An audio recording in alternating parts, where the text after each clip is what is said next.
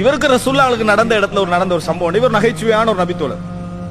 இவர் ரசூலுல்லாஹ்வுக்கு ஏதாவது அன்பளிப்பு கொடுக்கணும்னு நினைக்கிறார். ஆனா வறுமையான நபித்தோழர், அன்பளிப்பு கொடுக்கணும்னு நினைக்கிறார். ஒரு முறை மார்க்கெட்டுக்கு போறாரு.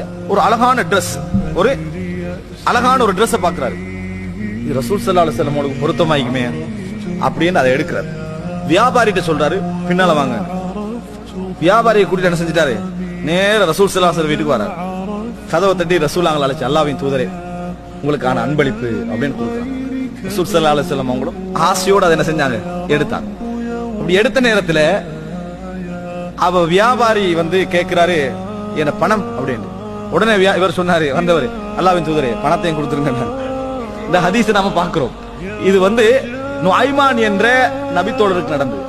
சுப்ஹானல்லாஹ், என்ன ஒரு அழகான ஒரு தலைவர், என்ன ஒரு அன்பான ஒரு தலைவர். ரசூலுல்லாஹ் சிரித்தார்கள். நீ எனக்கு அன்பளிப்பாக தரலையான்னு கேட்டாங்க. அன்பளிப்பாக தான் தந்தேன் அல்லாஹ்வின் தூதரே, ஆனா பணம் என்கிட்ட இல்லைன்னு சொன்னாங்க. ரசூல் ஸல்லல்லாஹு அலைஹி வஸல்லம் அவர்கள் சிரித்தார்கள், சிரித்து விட்டு பணத்தை கொடுத்தார்கள் என்றதை பார்க்கிறோம். ஏழுமா நம்ம அவருடைய உள்ளத்துல அன்பளிப்பு செய்யணும் என்கின்ற உணர்வை நபி அவர்கள் எப்படி மதித்தார்கள் என்றதை பாருங்க.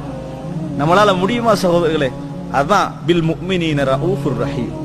முஃமின்களோடு மிகவும் கருணையுள்ள ஒரு தூதரை நாம் அனுப்பி இருக்கிறோம். மிகவும் கருணையுள்ள ஒரு தூதரை அனுப்பி